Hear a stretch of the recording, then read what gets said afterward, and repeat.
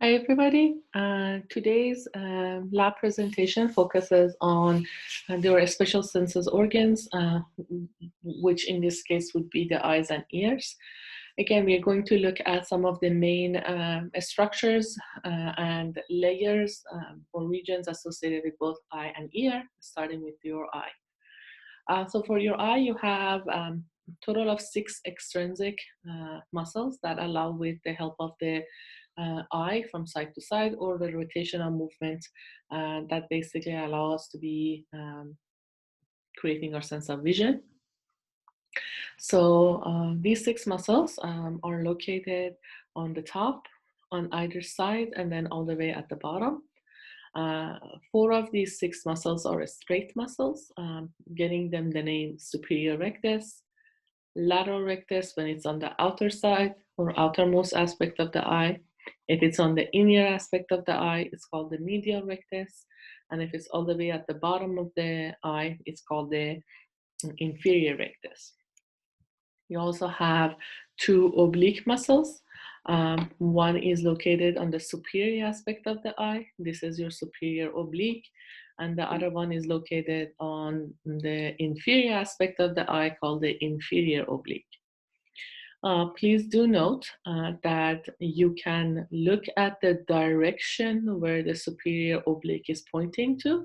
So it's in reality, it points this way and then it kind of bends backward and go that way. But this direction points toward the medial aspect of the eye. So if I know which direction my superior oblique is pointing to, it identifies the medial aspect of the eye. So if this extension on a model was going this way, that basically identifies this is the medial aspect of the eye.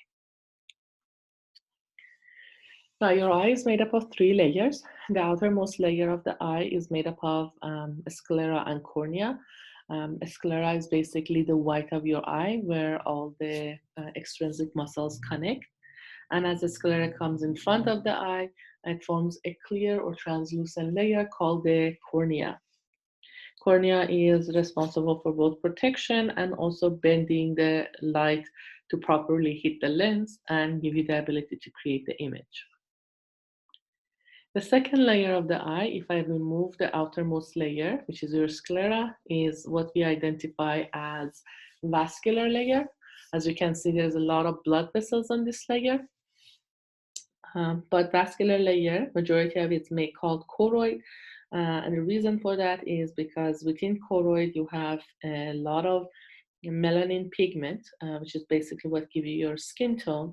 And this melanin makes this layer again in brownish in color and allows the extra light to be absorbed and it doesn't allow that light to be basically bouncing up inside the eye to affect the image.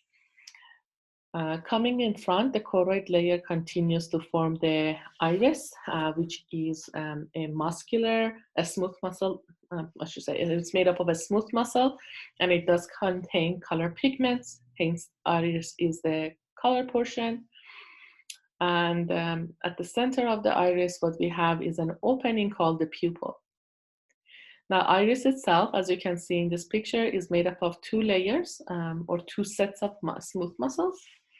The inner muscle, which is basically right next to the pupil, is called the circular muscle. And the outer layer of the eye is referred to as the radial muscle. Or the outer layer of the iris is referred to as the radial muscle.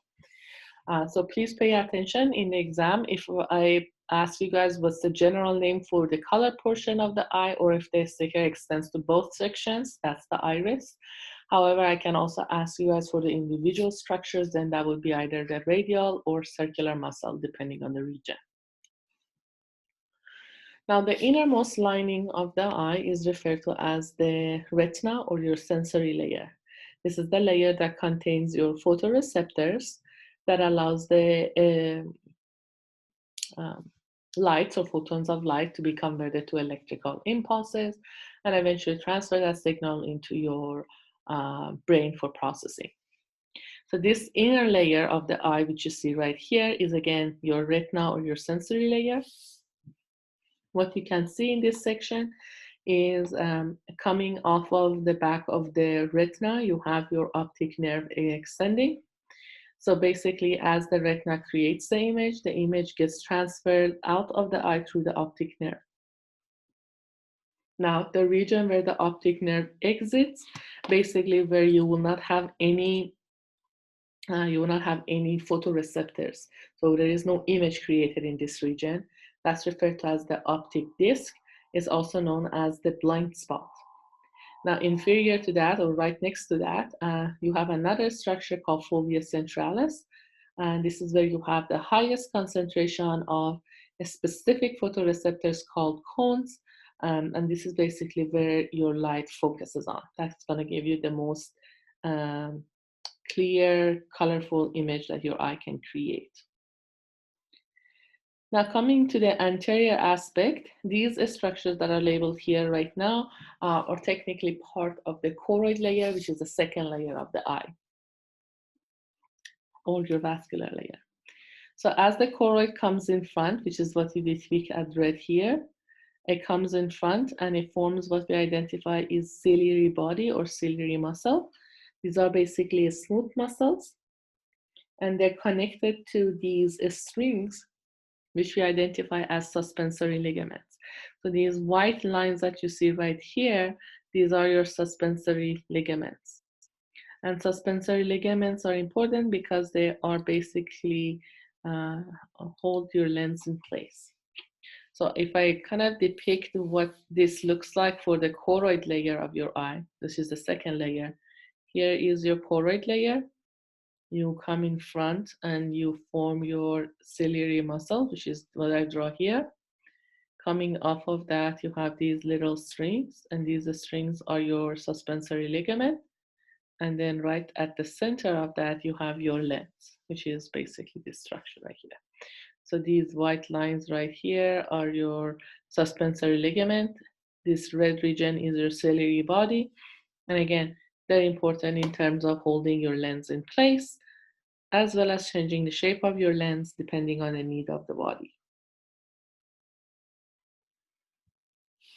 If you look at the eye model and open up the choroid layer, what you will also see inside of this is this kind of really large, clear circle, or almost circle.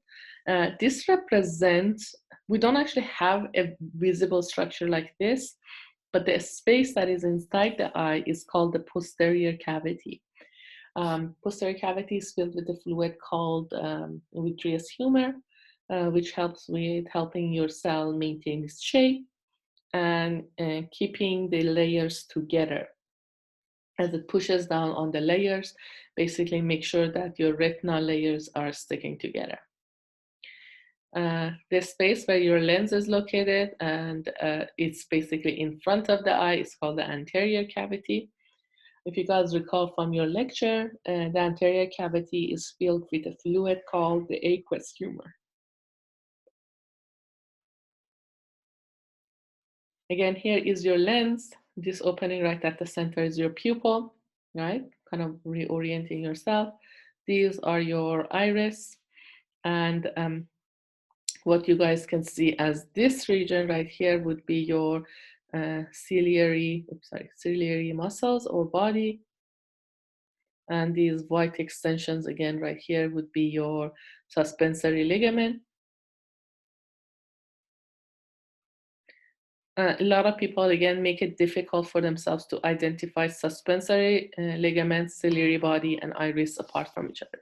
So hopefully this image kind of helps you put that in perspective. Okay, the next part of this lecture focuses on your ears. So this is basically does the labeling for all three main segmentation of the ear. So kind of labeling and orienting you. This whole section would be your external ear or outer ear. This section, which is where you will have your three main bones or your ossicles. This section is called the middle ear. And this back structure, which contains the following, um, this back portion of the ear, which is basically responsible for your sense of balance, position of the head, and the ability to hear, is called the inner or internal ear. So the external ear is made up of the auricle or pinna and the lobule, which is basically the fatty little lobe on the bottom. And the tunnel that basically allows the air vibration to pass through, called the external acoustic meatus, or simply put, auditory canal. You can also call this auditory canal. Auditory canal ends with what we identify as tympanic membrane, which connects to the middle ear, made up of 3 bones. First one that is directly connected to the tympanic membrane is called malleus. Malleus is connected to the second bone called incus. And the third one, which is you see right here as this kind of a stirrup-shaped structure, that's your stapes. So in order, you have malleus, incus, and stapes for the 3 ossicles of your middle ear. The inner ear is made up of 3 main structures. You have 3 semicircular canals. These are anterior, posterior, and lateral. I don't need you guys to be able to identify them, but I do want you to be able to say, as these are your semicircular canals. The midsection is the vestibule. So this kind of enlarged area right here is the vestibule. Both of these are associated with the positioning of the head and the sense of balance. And then what we identify right here as this kind of shell of the snail called the cochlea. And again, if you guys recall from your lectures, this is basically important in terms of your sense of hearing. Coming off of the vestibule, you have a nerve that is depicted as kind of like simple yellow color. And then a nerve coming from the cochlea, which has those stripes on it basically. So we have cochlear nerve and vestibular nerve when we talk about them separately. But when they are together, as you can see, they're merging together. The name of the nerve, and I'm going to write it down here, called vestibulocochlear nerve. So if I have the sticker only on one of those, or the labeling on only one, identify them as either vestibular or cochlea. But if the labeling is applied to both the structures, then it would be the vestibulocochlear nerve. Now, on the region where the stapes, which is the bone of the middle ear, connects to the vestibule, the points of attachment, is referred to as the oval window. You also have this tube coming from the side that is originate from your throat and connects it to your middle ear. This tube is important in sense of creating balance of pressure inside the ear and outside the ear. This tube is called the pharyngeotympanic tube, also known as the eustachian tube. But pharyngeotympanic tube is the proper vocabulary for it. These 2 pictures kind of show you the zoom-in version of what we already talked about. So here is the tympanic membrane. Directly connected to the tympanic membrane, we have the malleus, the incus, which is separated from malleus by this kind of orange line. And the third part that is technically part of the middle ear, but on these models, it's attached directly to the vestibule. That's your stapes.